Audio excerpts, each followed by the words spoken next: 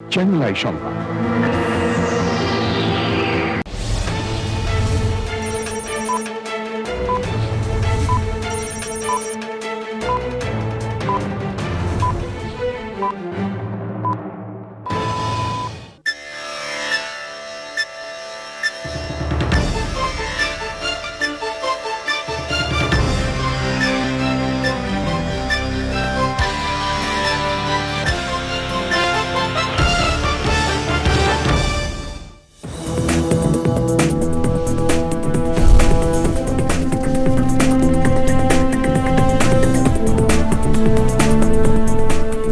আসসালামু আলাইকুম প্রিয় দর্শক, আপনাদেরকে শুভেচ্ছা আমন্ত্রণ জানাচ্ছি চ্যানেলের সংবাদে। আর এখনকার সংবাদ নিয়ে আপনাদের সাথে আছি আমি খায়রুল বাশার।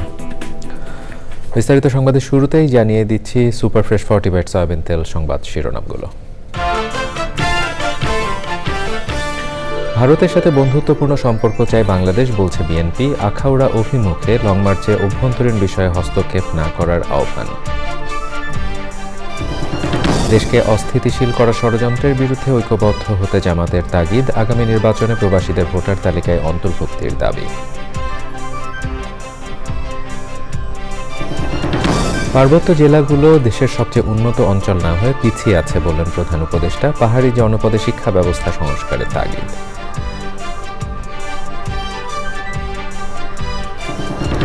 শেখ হাসিনার অনুপস্থিতিতে গণহত্যার বিচার চলতে পারবে বললেন বিশেষ পরামর্শক। ট্রাইব্যুনালে স্বচ্ছতা আন্তর্জাতিক মান বজায় রাখার আশ্বাস। এবং ভারতে শেখ হাসিনার অপতৎপরতা থামিয়ে তাকে ফিরিয়ে দিতে অবসরপ্রাপ্ত পুলিশ কর্মকর্তাদের বিক্ষোভ। হাসিনা মোদি গোপন চুক্তি থাকলে প্রকাশের দাবি।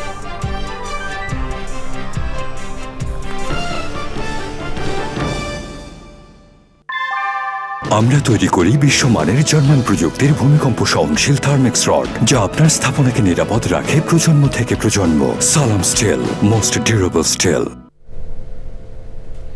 প্রিয় দর্শক, এতক্ষণ সংবাদ শিরোনামগুলো জানাচ্ছিলাম। এখনকার সংবাদ আয়োজন একই সঙ্গে চ্যানেল আইয়ের ইউটিউব চ্যানেলে এবং চ্যানেল আইয়ের ওটিটি প্ল্যাটফর্ম আইস্ক্রিনে লাইভ স্ট্রিমিং হচ্ছে। এবার নিয়ে যাচ্ছি বিস্তারিত আয়োজনে। বিএনপি নেতারা বলেছেন, ভারতের সঙ্গে আধিপত্যমূলক নয় বরং বন্ধুত্বপূর্ণ সম্পর্ক চায় বাংলাদেশের জনগণ। আগরতলায় বাংলাদেশ মিশনে হামলার প্রতিবাদে আখাউড়া পর্যন্ত লং মার্চ কর্মসূচিতে যুবদল, স্বেচ্ছাসেবক দল ও ছাত্রদলের নেতারা বলেছেন, ভারত একতরফাভাবে বাংলাদেশের ফ্যাসিবাদে সমর্থন এবং পালিয়ে যাওয়া স্বৈরাচারের আশ্রয় প্রশ্রয় দিয়ে বিশ্বব্যাপী সমালোচিত হয়েছে। বাংলাদেশের সাম্প্রদায়িক সম্প্রীতি অটুট রয়েছে উল্লেখ করে ভারতকে বাংলাদেশের অভ্যন্তরীণ বিষয়ে নাক না গলানোর আহ্বান জানান নেতারা। আখাউড়া থেকে মনির হোসেনের ক্যামেরায় আক্তার হোসেনের রিপোর্ট। আগরতলায় বাংলাদেশের সহকারী হাইকমিশনে হামলা, জাতীয় পতাকা অবমাননা এবং ভারতীয় মিডিয়ায় বাংলাদেশ বিরোধী প্রোপাগান্ডার প্রতিবাদে রাজধানী ঢাকা থেকে ১৩৫ কিলোমিটার পথ পাড়ি দিয়ে আখাউড়া সীমান্তে বিএনপির ৩ অঙ্গ ও সহযোগী সংগঠন আখাউড়া সীমান্তের চেকপোস্ট এলাকায় সমাবেশ করে নেতারা বলেন, বাংলাদেশের স্বাধীনতা সার্বভৌমত্বের প্রশ্নে বিএনপি আপোষহীন। ভারতকে বাংলাদেশের জনগণের ঐক্য ও সাম্প্রদায়িক সম্প্রীতি নষ্টের অপচেষ্টা থেকে সরে আসার আহ্বান জানান নেতারা। বাংলাদেশের অভ্যন্তরীণ বিষয়ে বারবার ভারত তার নগ্ন হস্তক্ষেপ করেছে। ভারত সীমান্তে একাধিকবার হাজার হাজার বাংলাদেশি জনগণকে, নিরীহ জনগণকে গুলি করে হত্যা করেছে। পতিত স্বৈরাচারের পক্ষ ত্যাগ করে জনগণের সঙ্গে সম্পর্ক স্থাপনের আহ্বান জানান নেতারা। বলেন, বাংলাদেশের জনগণ রক্ত দিয়ে যে স্বাধীনতা অর্জন করেছে তা সহজে বিকিয়ে দেওয়া হবে না। আমরা বাংলাদেশের ভূখণ্ড নিয়ে যে কোনো চক্রান্তের বিরুদ্ধে সবসময় সোচ্চার। ভারতীয় কর্তৃপক্ষ যেই ধরনের উন্নাসিকতা দেখাচ্ছে, একটি রাষ্ট্রের হাই কমিশনের নিরাপত্তা দেওয়ার দায়িত্ব ওই দেশের ভারতীয় কর্তৃপক্ষ, ভারতীয় রাষ্ট্র সরকার কর্তৃপক্ষ এখানে ব্যর্থ হয়েছে। এর আগে ভৈরবে পথসভা করেন নেতাকর্মীরা। পথে লং মার্চ বহরকে স্বাগত জানায় স্থানীয় যুবদল, স্বেচ্ছাসেবক দল ও ছাত্রদলের নেতাকর্মীরা। Akhtar Hossain, channel I, Brahmanbaria. মুক্ত বাংলাদেশ প্রতিষ্ঠার জন্য নেতাকর্মীদের আবারও যুদ্ধ করার আহ্বান জানিয়েছেন বিএনপি মহাসচিব মির্জা ফখরুল ইসলাম আলমগীর। যুক্তরাজ্য সফরে থাকা মির্জা ফখরুল সেখানকার বিএনপি নেতাদের সঙ্গে মতবিনিময়ে বলেছেন, একটি সুন্দর সমৃদ্ধ বাংলাদেশ করতে সবাইকে ঐক্যবদ্ধ থাকতে হবে। আপনারা আবারও যুদ্ধটা শুরু করেন। যে আমরা ভারতের পরারত হয়ে থাকতে চাই না, আমরা মাথা উঁচু করে দাঁড়িয়ে থাকতে চাই। আমরা আমাদের নেতা, আমাদের প্রতিষ্ঠাতা শহীদ প্রেসিডেন্ট জিয়া রহমান সাহেবের যে স্বপ্ন, জাতীয়তাবাদের যে দর্শন, 19 দফা কর্মসূচি এবং মুক্ত বাংলাদেশের যে চিন্তা ভাবনা, সেটাকে প্রতিষ্ঠিত করতে চাই। দেশনেত্রী বেগম খালেদা জিয়া যে পথে এগিয়েছেন, গণতন্ত্র সেই পথে আমরা যেতে চাই। আর আমাদের তরুণ নেতা তারেক রহমান সাহেব আমাদেরকে যে নতুন বাংলাদেশের স্বপ্ন দেখাচ্ছেন 31 দফা দিয়ে, সেটাকে বাস্তবায়িত করার জন্য আমরা নিজেদেরকে যোগ্য হিসাবে তৈরি করি। দেশকে অস্থিতিশীল করতে ষড়যন্ত্র চলছে উল্লেখ করে দলমত নির্বিশেষে সবাইকে এক হওয়ার আহ্বান জানিয়েছেন জামাত ইসলামের আমির। দলের কেন্দ্রীয় মজলিসের শুরা অধিবেশন উদ্বোধন করে তিনি বলেন, স্বৈরাচারে দোসরদের চক্রান্ত চললেও জনগণ কারো চোখ রাঙানিকে পরোয়া করে না। আগামী নির্বাচনে প্রবাসীদের ভোটার তালিকায় অন্তর্ভুক্ত করার আহ্বান জানিয়েছেন জামাতের আমির। রিয়াজ ইসলামের রিপোর্ট। বাংলাদেশ জামায়াতে ইসলামী দলীয় সর্বোচ্চ নীতি নির্ধারণী ফোরাম কেন্দ্রীয় মজলিসে শুরার অধিবেশন। প্রায় এক যুগ পর এই অধিবেশনে সারা দেশের জেলা আমির ও সেক্রেটারি সহ 400-র বেশি নেতাকর্মী অংশ নেন। আগামী দিনে করণীয় ও পরিকল্পনা নিয়ে আলোচনা করেন তারা। আমাদের এবং গোটা জাতিকে পরিচালিত করার তৌফিক যেন আমাদের সকলকে দান করে। অধিবেশনের শুরুতে বক্তৃতায় সংগঠনের আমির বলেন, দেশকে অস্থিতিশীল করতে ষড়যন্ত্র চলছে। জাতীয় স্বার্থে দল মত নির্বিশেষে সবাইকে ঐক্যবদ্ধ হওয়ার আহ্বান জানান তিনি। দেশকে অশান্ত করার জন্য পতিত স্বৈরাচার এবং তাদের দূষণ দেশে বিদেশে তারা মাথা ছাড়া দিয়ে উঠেছে এবং তারা অনেকগুলা দুর্ঘটনা ঘটিয়ে এই সমাজকে অস্থির করতে চায়, অস্থিতিশীল করতে চায়। তাদের এই অপপ্রয়াস জাতিকে আরেকবার মজবুতভাবে ঐক্যবদ্ধ করে দিয়েছে। বিগত 15 বছরে জামাতে 2 সাবেক আমির সহ 11 জনকে প্রহসনের বিচারে হত্যা করা হয়েছে বলে অভিযোগ করেন ডক্টর শফিকুর রহমান। বিরোধী দলের অসংখ্য নেতাকর্মীকে ঠান্ডা মাথায় খুন করা হয়েছে। আমাদের 2 জন সাবেক আমির জামাত জনাব অধ্যাপক গোলাম আজম রাহিমাহুল্লাহ, শহীদ মৌলানা মতিউর রহমান নিজামী সহ তাদের 11 জন সহকর্মীকে নির্মমভাবে বিচারের নামে প্রহসন করে হত্যা করা হয়েছে। সমাজ উন্নয়নের কারিগর হিসেবে দেশ পরিচালনায় তরুণদের এগিয়ে আসার আহ্বান জানিয়েছেন জামায়াতের আমির। তাহলে তাদের জন্য এবং আমাদের রিয়াজ ইসলাম, চ্যানেল আই, ঢাকা। পার্বত্য জেলাগুলোর দেশের সবচেয়ে উন্নত অঞ্চল হওয়ার কথা থাকলেও পেছনে পড়ে আছে মন্তব্য করে প্রধান উপদেষ্টা অধ্যাপক ডক্টর মোহাম্মদ ইউনূস বলেছেন, এই অঞ্চলকে এগিয়ে নিতে জোর দিতে হবে। তিনি বলেন, পার্বত্য জনপদের শিক্ষা ব্যবস্থা সংস্কার করা জরুরি। মোস্তফা মল্লিকের রিপোর্ট। পার্বত্য জেলা পরিষদের চেয়ারম্যান ও সদস্যদের জন্য পার্বত্য জেলা পরিষদ ব্যবস্থাপনা শীর্ষক প্রশিক্ষণ কর্মসূচি। রাজধানীর পার্বত্য চট্টগ্রাম কমপ্লেক্সে কর্মসূচিতে অনলাইনে যুক্ত হন প্রধান উপদেষ্টা। তিনি বলেন, এখনও অন্য অঞ্চল থেকে পিছিয়ে পার্বত্য জেলাগুলো। আপনাদের ওখানে আসতে পারলে আমার খুব আনন্দ হতো। পার্বত্য জেলাগুলো দেখার আগেও দেখেছি অনেকবার, কিন্তু বহুদিন দেখা হয়নি। এর মধ্যে অনেক পরিবর্তন হয়েছে পার্বত্য জেলাগুলোতে। সেগুলো দেখার সুযোগ পেতাম তাহলে যদি একবার আসতে পারতাম। তাই হোক, আশা করি ভবিষ্যতে এটা সুযোগ হবে। আমার লোভ হয়, কারণ এটা একটা অত্যন্ত চমৎকার একটা এলাকা। চমৎকার শুধু দৃশ্যের জন্য না, সৌন্দর্যের জন্য না, সৌন্দর্যের জন্য এটা বাংলাদেশের সবচেয়ে বড় সুন্দর এলাকা।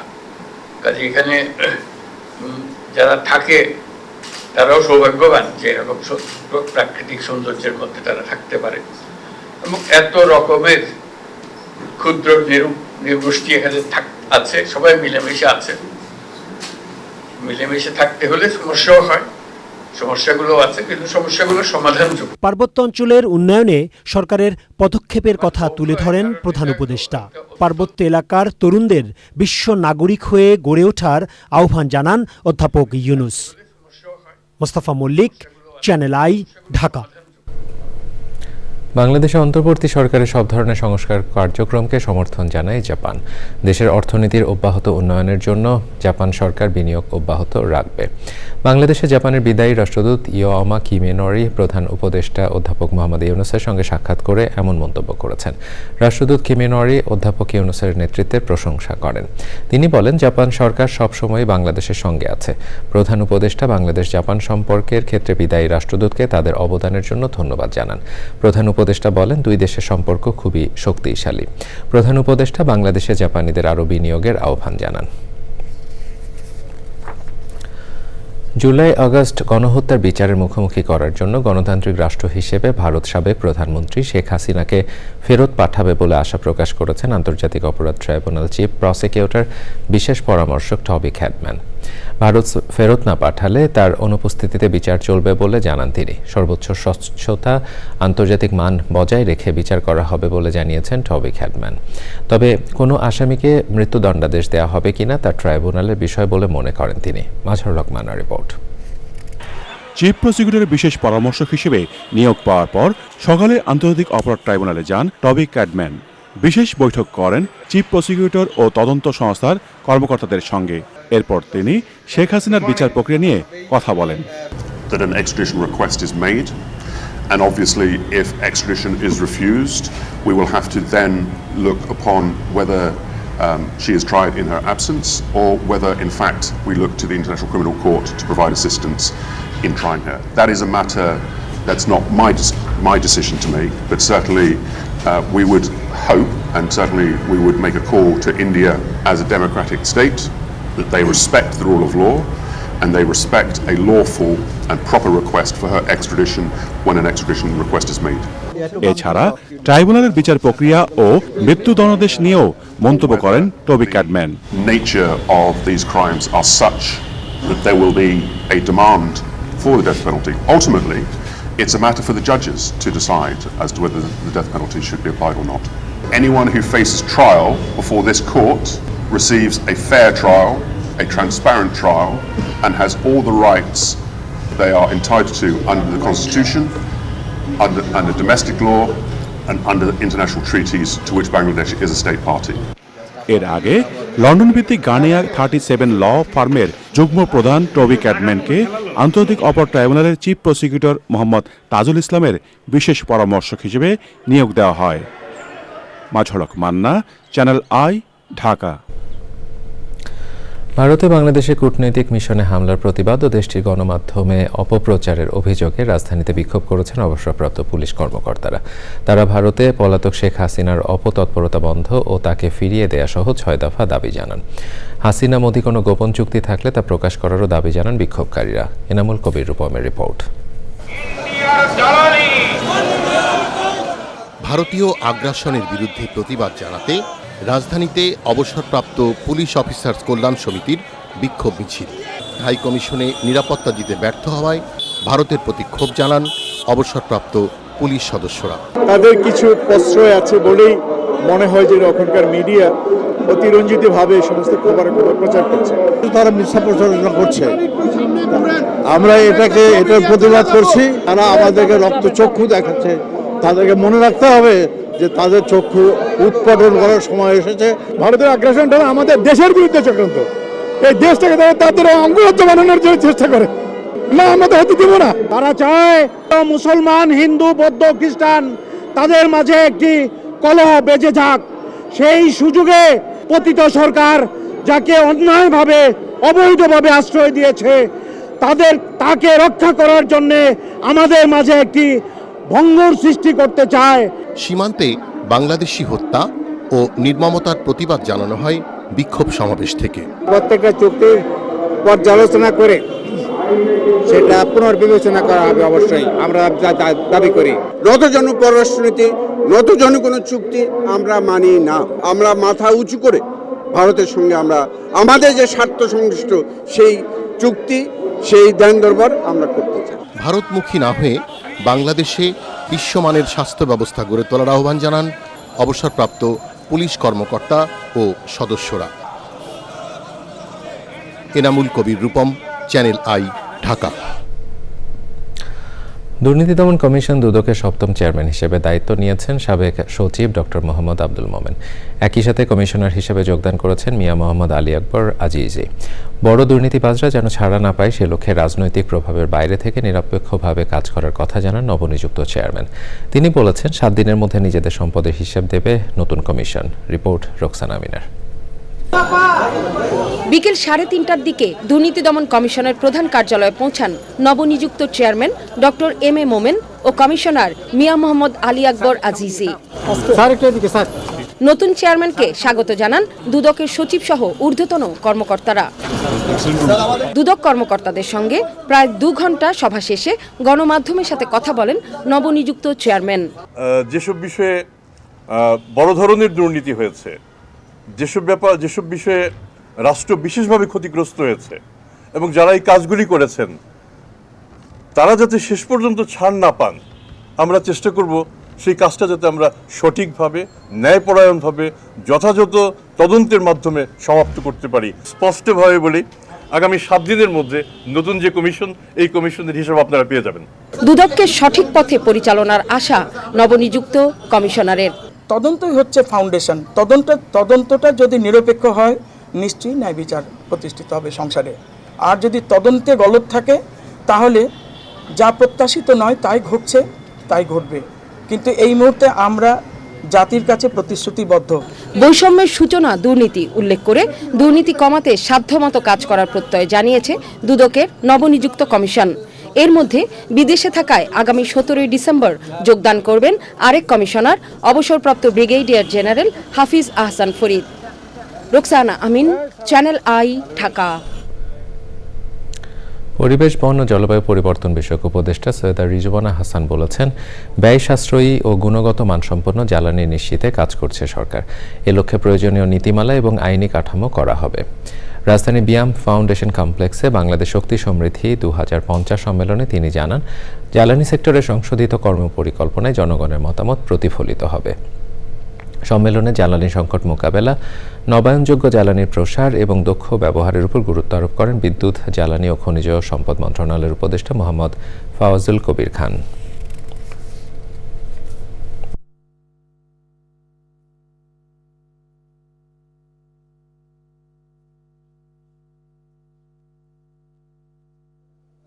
we focus on is to remove those things that allowed the use of government machinery for corruption.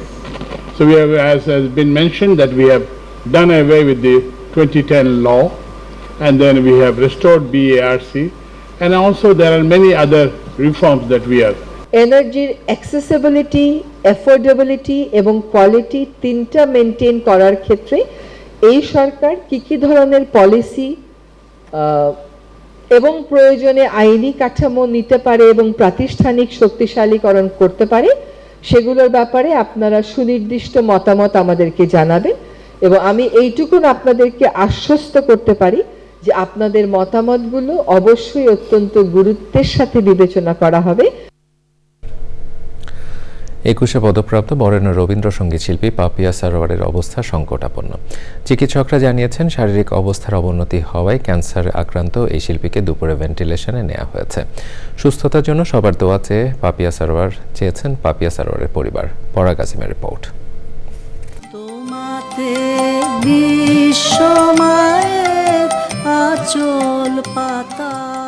অর্ধ শতাব্দীরও বেশি সময় ধরে রবীন্দ্রসঙ্গীতের মাধ্যমে কোটি কোটি ভক্ত শ্রোতার হৃদয় জয় করেছেন পাপিয়া সারোয়ার। আধুনিক গানেও অনবদ্য তিনি। নাই টেলিফোন, নাই রেপিয়ন, নাই রে টেলিগ্রাম গানটি তাকে আপামর জনগণের খুব কাছে নিয়ে যায়। 1973 সালে বিশ্বভারতী বিশ্ববিদ্যালয়ে পড়তে যাওয়া পাপিয়া সারোয়ার 2021 সালে 21 পদকে ভূষিত হন। গুণী এই শিল্পী অনেকদিন ধরেই অসুস্থ, ভর্তি আছেন রাজধানীর একটি হাসপাতালে। আমাদের ডক্টর, আমাদের নার্স, আমাদের পিসি এবং সর্বস্তরে আমরা যারা এখানে সেবা দিয়ে থাকি তারা আমরা সর্বোচ্চ চেষ্টাটুকু করেছি এবং করে যাচ্ছি। আমরা এখনও আশা করি যে উনি আবার আমাদের মধ্যে ফিরে আসবেন। ওনার মতো এত বড় মাপের একজন শিল্পীকে আমরা সেবা দিতে পেরে আমরা নিজেরাও অনেক গর্ববোধ করছি। আমরা দোয়া করি যেন উনি আবার আমাদের মাঝে ফিরে আসেন। চিকিৎসকরা জানিয়েছেন, পাপিয়া সারোয়ারের শারীরিক অবস্থা খুব একটা ভালো নেই। এখন একটু কন্ডিশন খারাপ, বাট উনি যে এখান থেকে ফিরে আসতে পারবেন না এমন বলা যায় না। ফিরে আসতেও পারেন, বিকজ ওনাকে ভেন্টিলেটার দেওয়া হয়েছে আজকে মাত্র দুপুরের দিকে।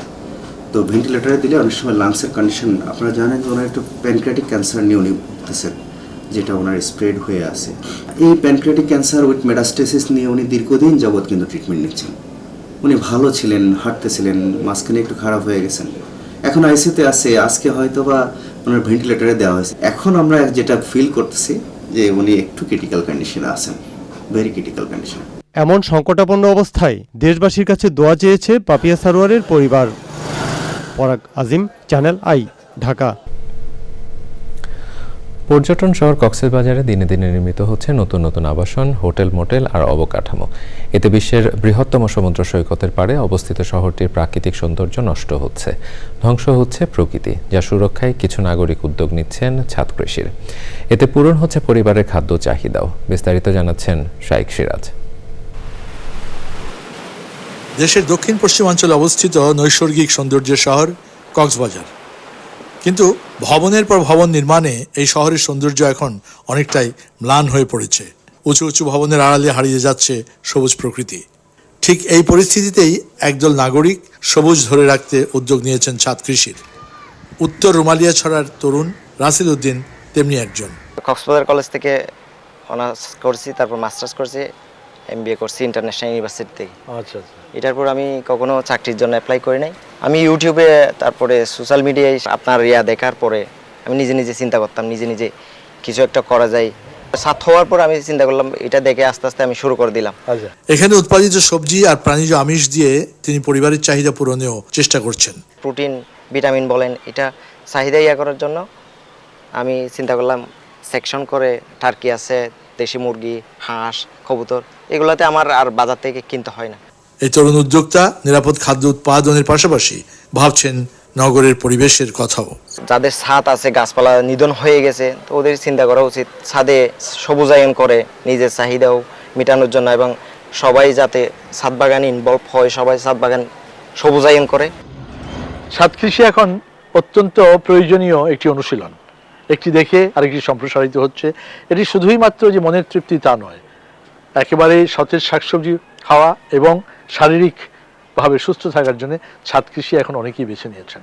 যেমনটি রাসেল, তরুণ এক উদ্যোক্তা, তিনি করেছেন। তারটি দেখে আশেপাশে ছড়াচ্ছে ছাদ কৃষি।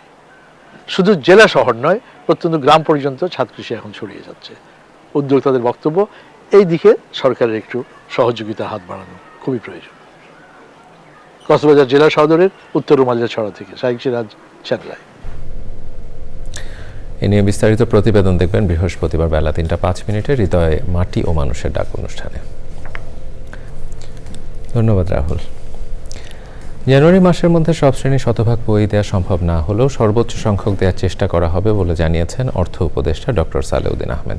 দুপুরে সচিবালয়ে সরকারি ক্রয় সংক্রান্ত উপদেষ্টা কমিটির বৈঠক শেষে এই কথা জানান তিনি। অর্থ উপদেষ্টা বলেন, নবম ও দশম শ্রেণীর পাঠ্যপুস্তক দ্রুত ছাপাতে প্রয়োজনীয় ব্যবস্থা নেয়ার অনুমোদন দেওয়া হয়েছে। বাজার মূল্য বৃদ্ধির প্রসঙ্গে তিনি বলেন, আন্তর্জাতিক বাজারের সঙ্গে ওঠানামা করায় দেশের বাজারেও সব পণ্যের দাম একসঙ্গে কমছে না।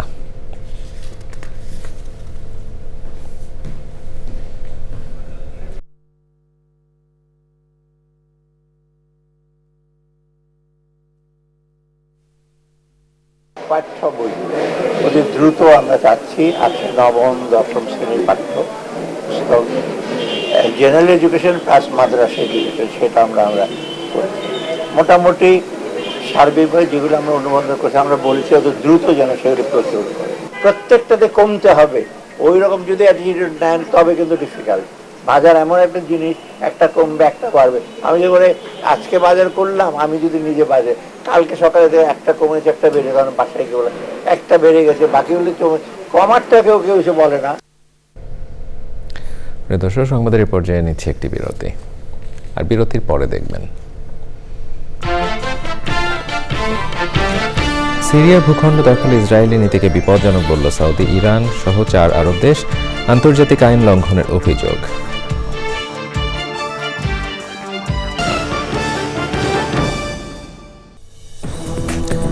দর্শক, আবার আমন্ত্রণ জানাচ্ছি চ্যানেলের সংবাদে। বর্তমানে অপরিকল্পিত উন্নয়ন খাতের উৎপাদন ও যোগানে সবচেয়ে বড় বাধা বলে মনে করেন মৎস্য ও প্রাণী সম্পদ উপদেষ্টা ফরিদ আক্তার। রাজধানীর একটি হোটেলে গ্লোবাল হাঙ্গার ইন্ডেক্সের মূল ফলাফল উপস্থাপন করে উন্নয়ন সংস্থা কনসার্ন ওয়ার্ল্ড ওয়াইড এতে বলা হয়েছে, বাংলাদেশ বর্তমানে সহনীয় মাত্রায় ক্ষুধার দেশে উন্নীত হয়েছে। অনুষ্ঠানে আলোচকরা বলেন, সরকার অবকাঠামো উন্নয়নে যতটা আন্তরিক, মানব সম্পদ উন্নয়নে ততটা আন্তরিক নয়। উপদেষ্টা বলেন, এখন শুধু খাদ্য নিরাপত্তায় গুরুত্ব দিলে হবে না, নিরাপদ খাদ্যের উপরও জোর দিতে হবে।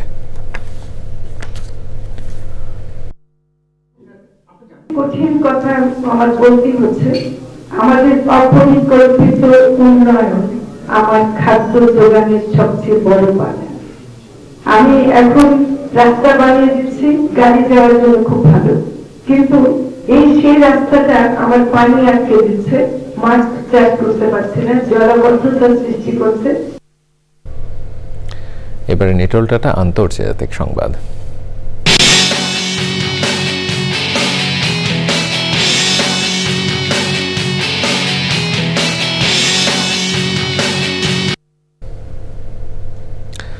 গোলান মালভূমির কাছে সিরিয়ার ভূখণ্ড দখল করায় ইসরায়েলের নীতিকে বিপজ্জনক বলে উল্লেখ করে এর তীব্র নিন্দা জানিয়েছে মধ্যপ্রাচ্যের 4 দেশ সৌদি আরব, ইরান, ইরাক ও কাতার।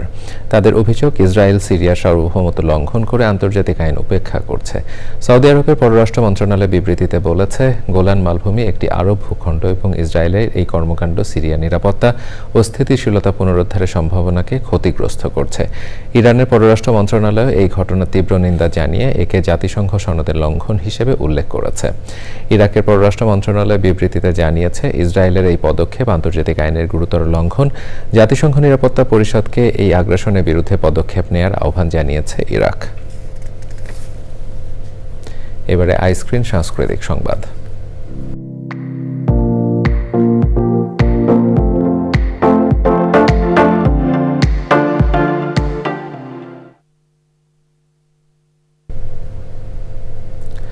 বিগত 15 বছর উন্নয়নের নামে যে তামাশা চলেছে, নতুন বাংলাদেশ সেই পথে হাঁটছে না বলে জানালেন নির্মাতা ও সংস্কৃতি উপদেষ্টা মোস্তফা সরোয়ার ফারুকী।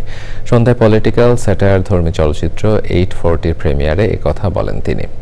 অভিনেত্রী নুসরাত ইমরোজ তিশা ও ইমপ্রেস টেলফিল্ম প্রযোজিত চলচ্চিত্রটির প্রিমিয়ার আয়োজনে ছিলেন তথ্য উপদেষ্টা, ক্রীড়া উপদেষ্টা সহ বিশিষ্টজনেরা। সুলতানা হিমু রিপোর্ট। ব্যবহার করতে জানে না, তারা নির্ধারণ করে এই শহরের কে মেয়র হবে। 2007 সালে তত্ত্বাবধায়ক সরকারের সময়ে পলিটিক্যাল স্যাটায়ার ধর্মী তুমুল জনপ্রিয় নাটক ছিল 420। সেই নাটকের ধারাবাহিকতায় 17 বছর পর নতুন রূপে ফিরছে এর সিক্যুয়েল। তবে এবার নাটক রূপে নয়, চলচ্চিত্র রূপে। মুক্তির অপেক্ষায় জনপ্রিয় নির্মাতা মোস্তফা সরোয়ার ফারুকীর চলচ্চিত্র 840।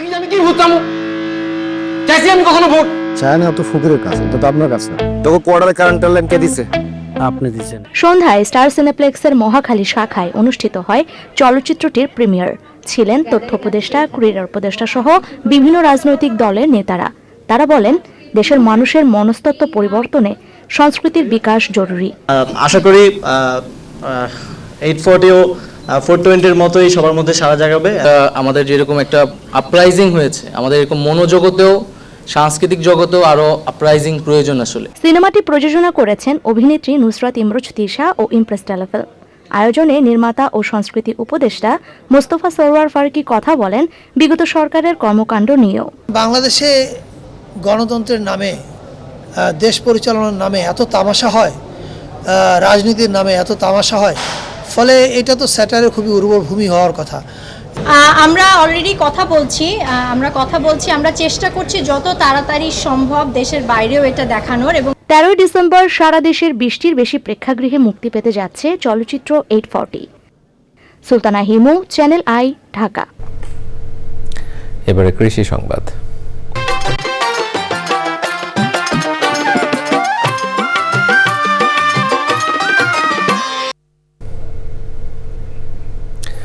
পিরোজপুরে মালটার বাম্পার ফলন হলেও ন্যায্য দাম পাচ্ছেন না কৃষক। হিমাগারে সংরক্ষণের কোনো ব্যবস্থা না থাকায় চাষিরা গাছ থেকেই পাইকারদের কাছে মালটা বিক্রি করতে বাধ্য হচ্ছেন। পাইকার লাভবান হলেও ন্যায্য মূল্য থেকে বঞ্চিত হচ্ছেন কৃষক।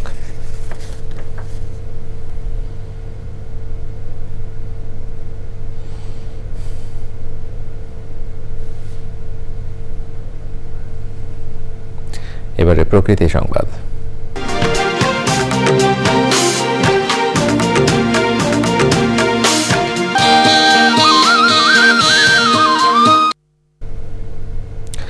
শব্দ দূষণ নিয়ন্ত্রণে পরিবহন মালিক ও শ্রমিকদের জন্য চাঁদপুরে সচেতনতামূলক প্রশিক্ষণ হয়েছে।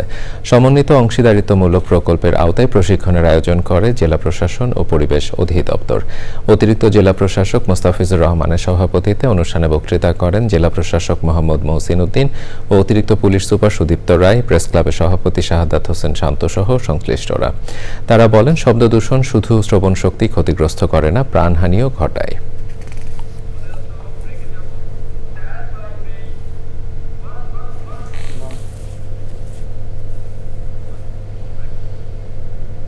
সংবাদের পর্যায়ে আবারও নিচ্ছে একটি বিরতি, আর বিরতির পরে দেখবেন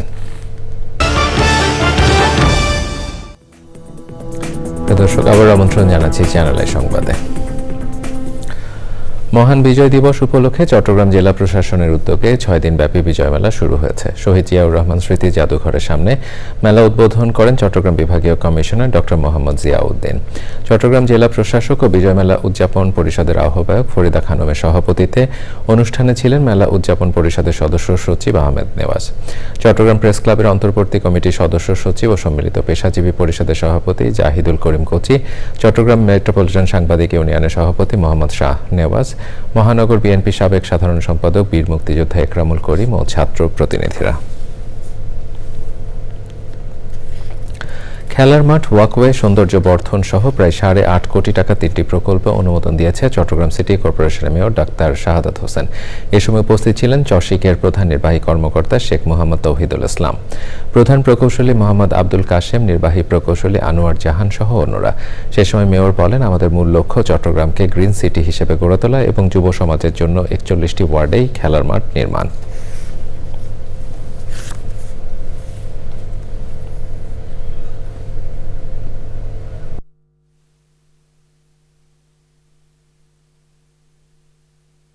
গ্রিন সিটির আওতায় আমরা এই খালের দুই পারে একটা গ্রিন ভিউজ থাকবে, ওয়াকওয়ে থাকবে, মানুষ ইনফ্যাক্ট এখানে হাঁটতে পারছে না, আমরা চমৎকার একটা ওয়াকওয়ে করে দিলে তারা খালের পারে হাঁটতে পারবে। তারা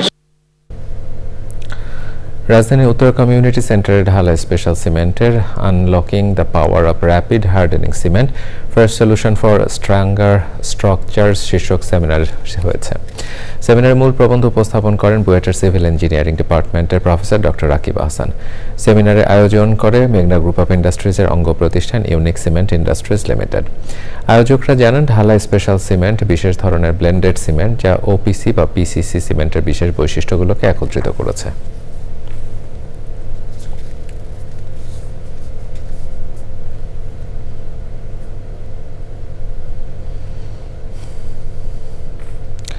বাংলাদেশের প্রযুক্তি খাতে চীন আরও নিবিড়ভাবে কাজ করতে চায় বলে জানিয়েছেন চীনের রাষ্ট্রদূত ইয়াং ওয়েন। রাজধানী গুলশানে বাংলাদেশের আইসিটি খাতে উন্নয়নে চীনা প্রযুক্তি কোম্পানি হুয়াওয়ের 3টি নতুন উদ্যোগের ঘোষণা অনুষ্ঠানে তিনি এই মন্তব্য করেন। ঢাকা বিশ্ববিদ্যালয়কে প্রয়োজনীয় আসবাব ও সরঞ্জাম প্রদানের মাধ্যমে ইন্টেলিজেন্ট ক্লাসরুম চালু করা, আইসিটি ডিভিশনের সাথে জয়েন্ট ইনোভেশন ল্যাব স্থাপন ও দেশের অর্থনৈতিক খাতের পেশাজীবী, বিশেষজ্ঞ, গবেষণা কর্মী এবং শিক্ষকদের জন্য চীন বাংলাদেশ ফিনটেক এক্সচেঞ্জ প্রোগ্রামের ঘোষণা দেয় হুয়াওয়ে। অনুষ্ঠানে governor doctor Ahsan H Mansur, BTRC chairman major general Emdadul Bari, Huawei south Asia chairman Pan Junfeng এবং অন্যরা উপস্থিত ছিলেন।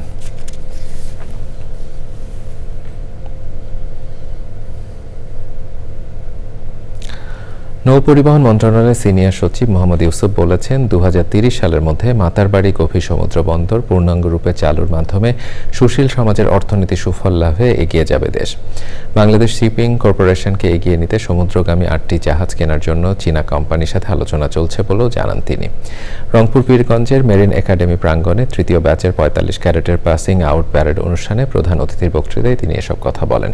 অনুষ্ঠানে স্বাগত বক্তৃতা করেন রংপুর মেরিন একাডেমির কমান্ড্যান্ট ক্যাপ্টেন সাইয়াদ সাদ্দার।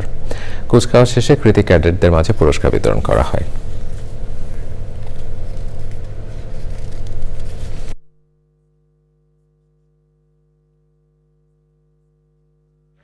ইতিমধ্যে মাতারবাড়ি গভীর সমুদ্র বন্দরের প্রথম ধাপের কাজ শেষ হয়েছে। 2030 সালে মাতারবাড়ি গভীর সমুদ্র বন্দর পূর্ণাঙ্গ চালুর মাধ্যমে বাংলাদেশ সুনীল অর্থনীতির সুফল লাভ এবং কয়েকটি ধাপে এগিয়ে যাবে বলে আশা করা যায়। প্রিয় দর্শক, সংবাদের পর্যায়ে আবারও নিচ্ছে একটি বিরতি, আর বিরতির পরে দেখবেন দর্শক, আবার আমন্ত্রণ জানাচ্ছি চ্যানেল আই সংবাদে। দীর্ঘ 5 বছরেও শেষ হয়নি সিরাজগঞ্জ সোনামুখী বগুড়া আঞ্চলিক সড়ক প্রশস্ত করার কাজ। 3 দফায় মেয়াদ বাড়লেও ভূমি অধিগ্রহণ সংক্রান্ত জটিলতায় কাজ বন্ধ রয়েছে। সড়কের বিভিন্ন জায়গায় আংশিক কাজ করে ফেলে রাখায় সৃষ্টি হয়েছে খানাখন্দের। ঘটছে ছোট বড় দুর্ঘটনা। ফেরদৌস রাবিনের পাঠানো তথ্য ও ভিডিও চিত্রে রাজীব আহমেদের রিপোর্ট। সিরাজগঞ্জ সোনামুখী বগুড়া আঞ্চলিক সড়ক। প্রতিদিন সিরাজগঞ্জ থেকে এই সড়ক হয়ে বগুড়া, গাইবান্ধা, রংপুর সহ বিভিন্ন জেলায় যানবাহন চলাচল করে। মহাসড়কে যানবাহনের চাপ বাড়লে উত্তরবঙ্গ থেকে ঢাকাগামী যাত্রীবাহী বাস সহ বিভিন্ন পরিবহন এই সড়ক ব্যবহার করে। গুরুত্ব বিবেচনায় 2019 সালে প্রায় 1028 কোটি টাকা ব্যয়ে সড়কটি 76 কিলোমিটার প্রশস্তকরণের প্রকল্প কাজ শুরু করে সড়ক ও জনপথ বিভাগ। কিন্তু দীর্ঘ 5 বছরও শেষ হয়নি এই প্রকল্পের কাজ। দুনিয়ার রাস্তার কাজ কাম হয়, আমাদের এই রাস্তার কাজ হয় না।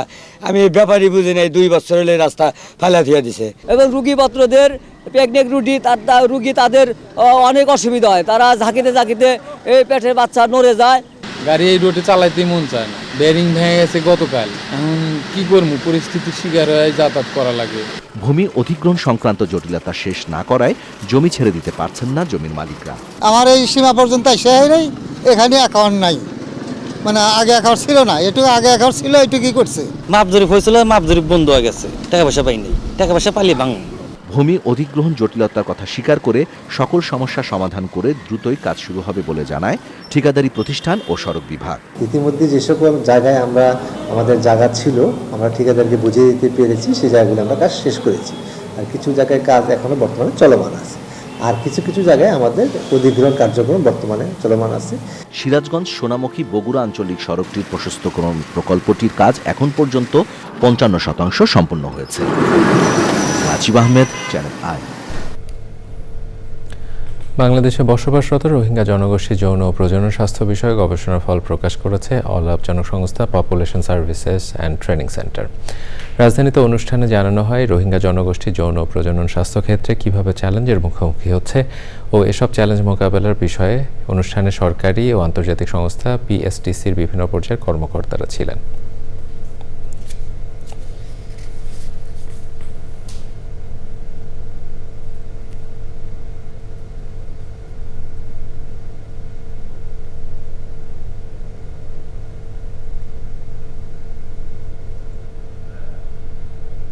এবারে খেলার খবর।